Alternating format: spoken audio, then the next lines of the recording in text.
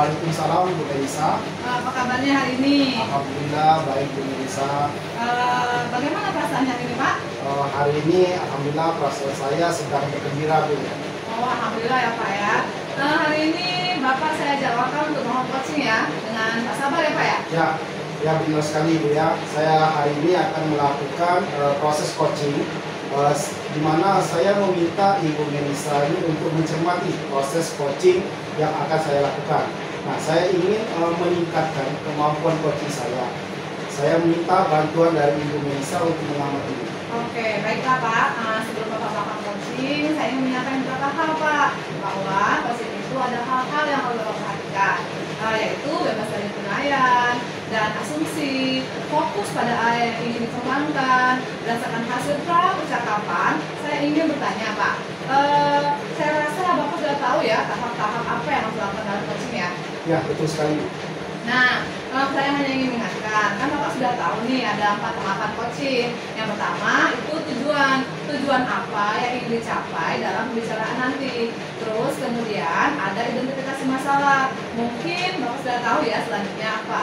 Ya Bu, yang ketiga itu rencana aksi dan juga yang keempat itu tanggung jawab. Iya, benar sekali Pak. Nah, dalam proses coaching yang akan dilakukan Pak Febi nanti, ada 3 kompetensi Pak yang harus dipenuhi. Mungkin Bapak bisa jelaskan Pak? Ya, jadi Bu ya, ada 3 kompetensi yang harus dimiliki oleh seorang coach ya. Yang pertama itu adalah kehadiran penuh atau present. Yang kedua itu mendengarkan aktif. Dan yang ketiga mengajukan pertanyaan terbuka. Iya, benar sekali Pak. Nah, pada saat nanti Bapak melakukan praktik coaching, kompetensi apa yang ingin Bapak kembangkan? Jadi yang saya ingin kembangkan ke dalam kompetensi pertanyaan berbobot. Oh gitu ya Pak ya. Nah misalnya lebih spesifik lagi Pak, pada kompetensi seperti apa yang akan Bapak kembangkan dalam proses coaching ini? Jadi saya ini ingin mengembangkan kompetensi pertanyaan berbobot dengan harapan itu dapat menstimulus Pak Sabar agar dapat menemukan masalahnya. Kemudian saya ingin menggali kemampuan dirinya untuk mencari solusi atas masalah yang sedang dihadapi, serta nantinya beliau mampu menyelesaikan permasalahan tersebut. Oke, dari tujuan pengembangan yang Bapak sampaikan tadi yaitu melakukan pertanyaan ke Bapak ya Pak ya. Terus indikator apa yang ingin Bapak capai dalam proses coaching ini?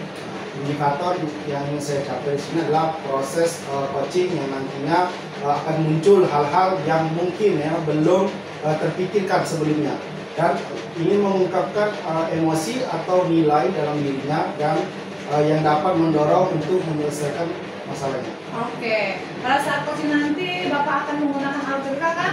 Ya, benar sekali. Oke, baiklah. Sepertinya Bapak sudah siap untuk melakukan coaching. Selamat bekerja ya Pak ya. Ya, Bu.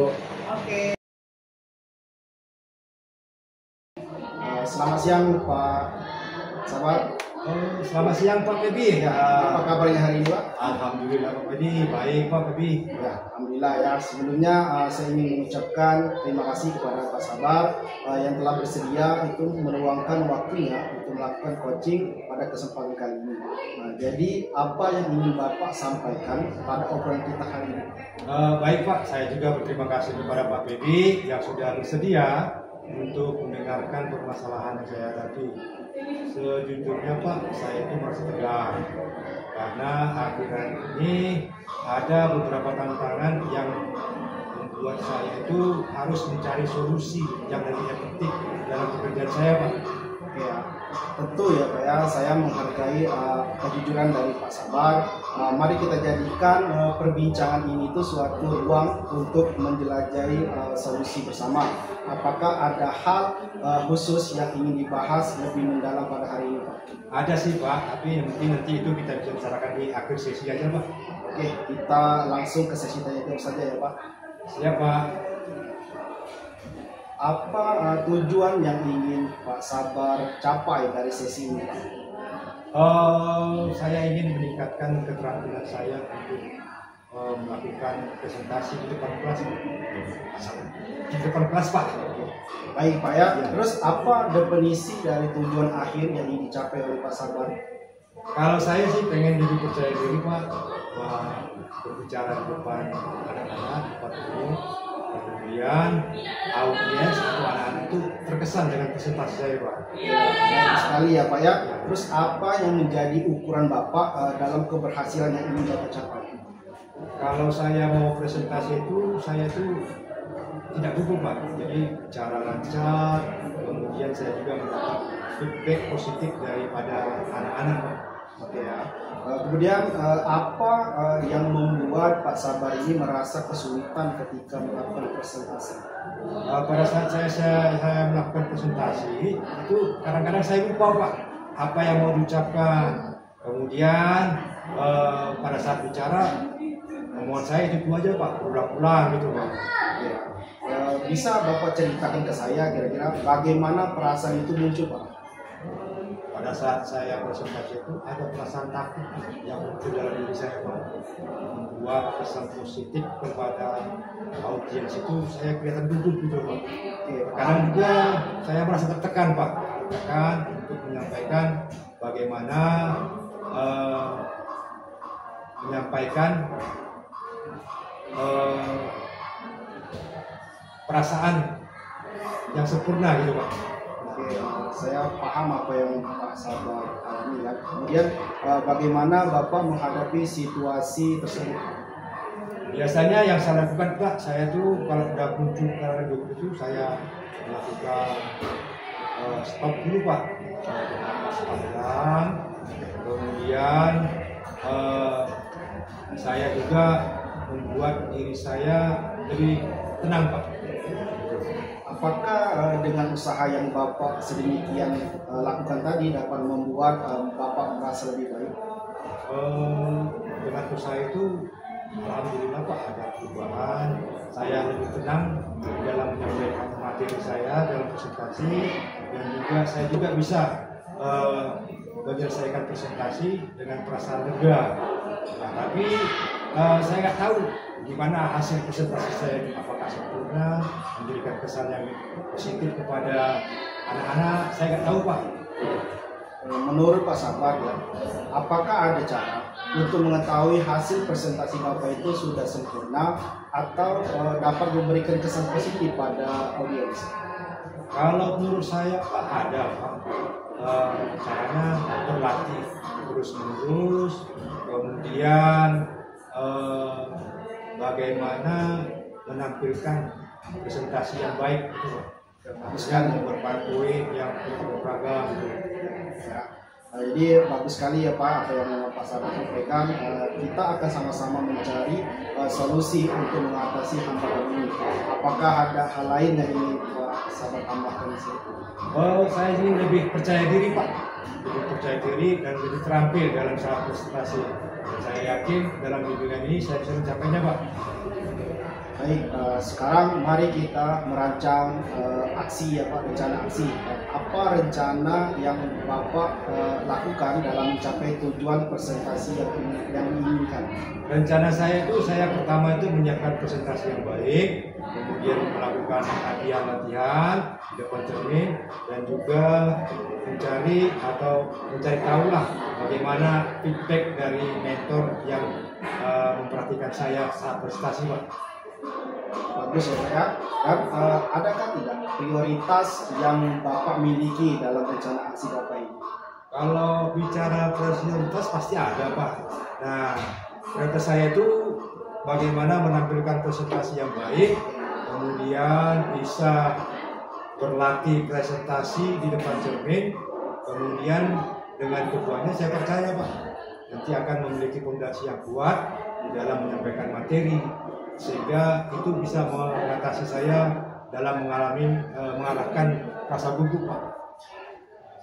Kemudian apa strategi yang dapat Bapak gunakan untuk mencapai tujuan dari presentasi Bapak? Strategi yang saya lakukan, yang pertama mungkin saya harus mempersiapkan slide, kemudian yang kedua mencari referensi bagaimana menampilkan presentasi yang baik, kemudian yang ketiga fokus kepada latihan intonasi dan gerakan tubuh saat menyampaikan materi, Pak.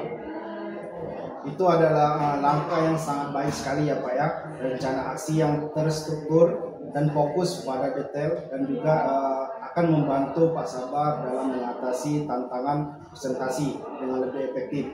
Kemudian bagaimana Bapak melihat tindak lanjut dari rencana ini? Saya melihatnya bagaimana supaya saya itu bisa mempersiapkan segala sesuatunya dengan baik, Pak. Baik, sekarang mari kita masuk ke tahap tanggung jawab ya Pak ya. Apa yang menjadi komitmen Pak Sabar terhadap aksi yang sudah Bapak buat tadi? Untuk komitmen kedepannya saya akan coba membuat presentasi yang baik, kemudian berlatih di depan cermin, dan kemudian mencari feedback atau umpan balik dari teman atau dari mentor-mentor yang pernah melihat saya presentasi, Pak. Kemudian siapa dan apa yang dapat membantu Bapak dalam menjaga komitmen itu? Kalau yang bisa membantu saya itu paling mentor dan teman-teman, Pak. Dari umpan balik mereka itu saya harus belajar. Bagaimana tindak lanjut dari kegiatan coaching ini, Pak? Saya akan tetap terus berlatih, mencari presentasi, mencari feedback dari mentor, kemudian saya juga akan meningkatkan presentasi saya, Pak.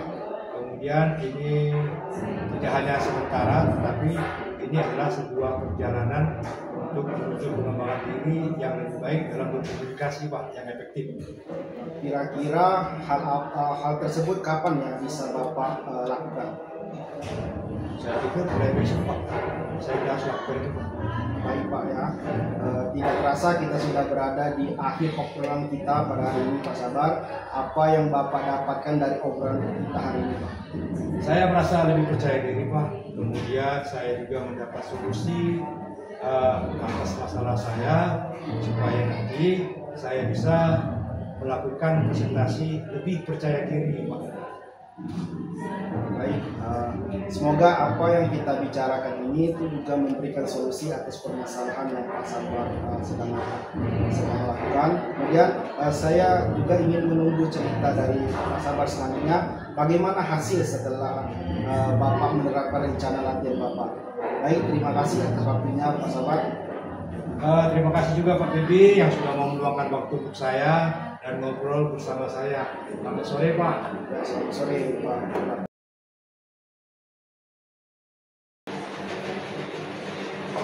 Oke Pak, jadi Bapak sudah melakukan coaching ya Pak ya? Ya, Sekarang bagaimana perasaan Bapak setelah melakukan coaching dengan Pak Sabar? Ya, dari proses coaching yang saya lakukan dengan Pak Sabar tadi, saya merasa sangat senang karena melalui proses coaching tadi saya lihat Pak Sabar ini sudah dapat menemukan sendiri solusi atas masalah yang sedang dialami. Oke, nah tadi pada saat proses coaching Bapak sama Pak Sabar tadi saya melihat Bapak sudah proaktif dalam memancing agar Pak Sabar itu menemukan ide-ide baru dalam pemecahan masalahnya yang dihadapi. Pada saat melakukan coaching, apa yang menjadi indikator tercapaian pengembangan yang Bapak ingin terjadi? Ya. Saya ingin mengembangkan pertanyaan berbobot yang indikatornya saya dapat memancing Pak Sabar untuk menemukan sendiri masalah yang dihadapinya dan dapat menemukan ide-ide baru yang dapat membantu Pak Sabar untuk menyelesaikan masalah yang dihadapi. Oke, saya pendapat dengan Bapak tadi, proses coaching tadi secara garis besar sudah bagus Pak. Bapak sudah memancing coaching untuk dapat menemukan sebuah masalah dan mendapatkan ide-ide dalam menyelesaikan masalahnya. Oke, terima kasih Ibu Denisa. Oke, untuk tindak lanjutnya dari 3 kompetensi yang Bapak lakukan praktik coaching ini, apalagi yang ingin Bapak kembangkan? Sebenarnya ketiga kompetensi itu semuanya penting pemirsa. Jadi untuk mengembangkan 3 kompetensi itu perlu saya kembangkan. Yang pertama saya memilih 2 kompetensi lagi, yaitu untuk berlatih lebih banyak dan pada saat melakukan proses coaching kedepannya dapat lebih baik lagi. Oke, amin. Semoga mudah-mudahan praktik coaching berikutnya Bapak lebih baik lagi ya Pak ya. Amin. Ya, terima kasih Bu Denisa. Oke, sama-sama Pak.